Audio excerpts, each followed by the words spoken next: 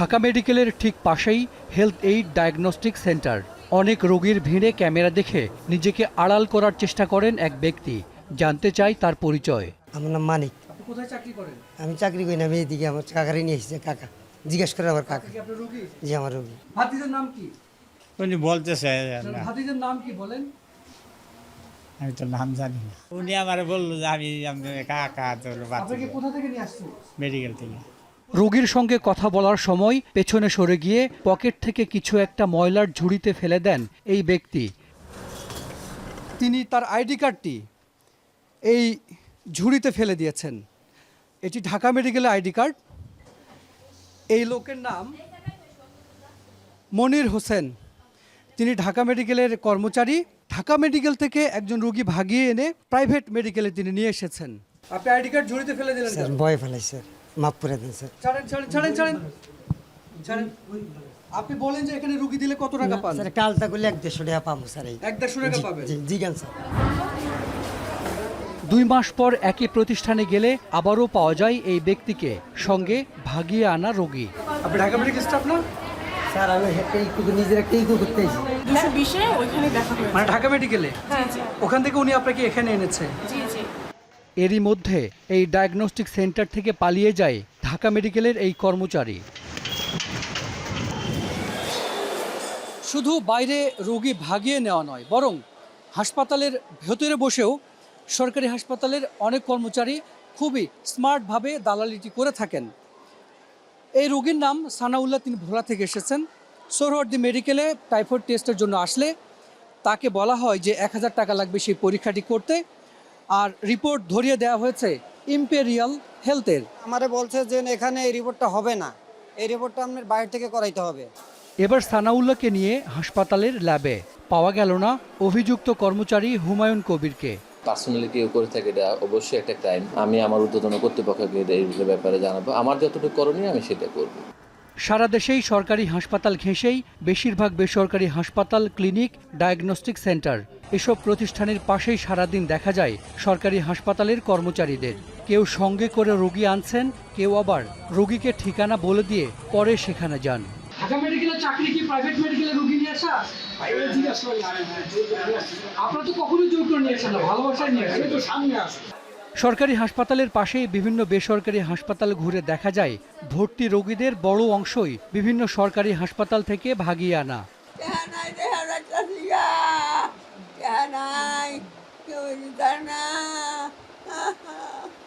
এ যেমন 80 বছরের সালেহা বেগম।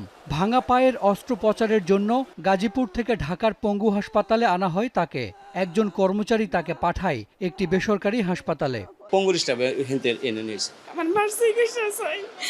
বাড়ি তো যাবো, এই মরা মানুষলে বাড়িতে কি করবো? আমার মাঝে পয়রা দুঃখ পাইছে, আমার মার তো কিছু করার নাই। সরকারি মেডিকেলে যেসব রোগী আসেন চিকিৎসার জন্য, তাদের আসলে বেসরকারি হাসপাতালে চিকিৎসার সামর্থ্য নেই। ফলে খুবই অল্প টাকায় চিকিৎসা করবার জন্য তারা সরকারি মেডিকেলে যান, আর এরপরে সেখানকার কর্মচারী নামক যে দালাল সিন্ডিকেট এসব নিরীহ মানুষদের ভাগিয়ে বিভিন্ন বেসরকারি হাসপাতালে নিয়ে যায়। শুধু কি কর্মচারী, রোগী ভাগায় কিছু চিকিৎসকও। এবার টিকিট কেটে ঢাকা মেডিকেলের বহির্বিভাগে আমরা, সঙ্গে একজন রোগী। সার্জারি বিভাগের 3 নম্বর কক্ষে তখন ডাক্তার কাইফি আজিজ। রোগী দেখে বললেন সার্জারি লাগবে। এক পর্যায়ে আমাদের হাতে বেসরকারি হাসপাতালের ভিজিটিং কার্ড ধরিয়ে দিলেন ডাক্তারের সহকারী সাইফুল। তখন বেলা 12টা। ঢাকা মেডিকেলে আল্ট্রাসনোগ্রাফি হলেও পাঠানো হলো চানখারপুলের অ্যাক্টিভ ডায়াগনস্টিকে। সঙ্গে দেওয়া হলো একজন কর্মচারী। 1 ঘন্টা লাগবে, ঠিক আছে? আরটা হচ্ছে আপনি গিয়ে 1600 টাকা লাগবে। 1 ঘন্টায় রিপোর্ট পাবেন, আমি নিয়ে যাবো, আবার চলে আসবেন চানখারপুল মোড়ে। এবার অ্যাক্টিভ ডায়াগনস্টিক সেন্টারে আল্ট্রাসনোগ্রাফির পালা। নেওয়া হলো 1600 টাকা। এখন কি হয় বলেন তো? রিপোর্ট নিয়ে ঢাকা মেডিকেলে গিয়ে পাওয়া গেল না ডাক্তার কাইফিকে। দেখা হলো তার সহকারী সাইফুলের সঙ্গে। সাইফুল ঢাকা মেডিকেল থেকে বের হয়ে আমাদেরকে নিয়ে যায় কাঁটাবনের হোম কেয়ার হাসপাতালে। কিছুক্ষণ পর এলেন ডাক্তার কাইফি। আল্ট্রাসনোগ্রাফির রিপোর্ট দেখে জানালেন হোম কেয়ারে এই সার্জারি এখনই সম্ভব। ঢাকা মেডিকেল যদি আপনাদের করতে চান, আপনাদেরকে আরো কিছু টেস্ট আছে, সেগুলো করতে হবে। ওখানে অপারেশনের ডেট নিতে হবে, আবার ওই টেস্টগুলো করতে 1,500 টাকা চলে যাবে, আবার অপারেশনের সময় 1,500 টাকা খরচ হবে। যদি বলেন এখানে আমার এখনই করে দেন, এটা আমি করে দিতে পারি, সব মিলে 8,000 টাকা খরচ হবে। আজকে হবে? এই আমি এখনই করে দিই। শুধু আমাদেরকেই নয়, চেম্বার থেকে বের হওয়া অনেক রোগীকে দেয়া হচ্ছে হোম কেয়ার হাসপাতালের ভিজিটিং কার্ড। এই কার্ডটা ডাক্তার কোথায় দিছে আপনাকে? এই মেডিকেলতে দিছি। ঢাকা মেডিকেলের ভিতরেই? ওনার চেম্বারেই? ডাক্তার কি বললো? 70,000 টাকা লাগবে। যদি করান আমার দিয়ে করাই থাকবে, কিন্তু আমি কিছু পাঠানো টাকা নেই। এবার ডাক্তার কাইফির মুখোমুখি। জানতে চাই একজন চিকিৎসক কিভাবে রোগী ভাগিয়ে নিতে পারেন। আপনি সরকারি চেম্বার থেকে প্রাইভেটের কার্ড দিতে পারেন? কর্মচারী থেকে চিকিৎসক, রোগী ভাগিয়ে নিতে সবাই কেন এত বেপরোয়া তা জানা দরকার। এবার চিকিৎসক সেজে অ্যাক্টিভ ডায়াগনস্টিকে ফোন।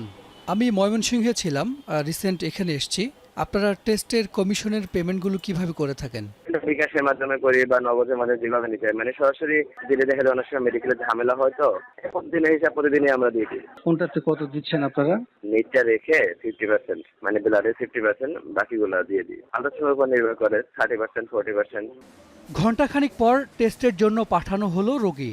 সঙ্গে ঢাকা মেডিকেলের কর্মচারী পরিচয়ে একজন। পরীক্ষা শেষে দেয়া হলো তার রোগীর বিল থেকে 50% কমিশন।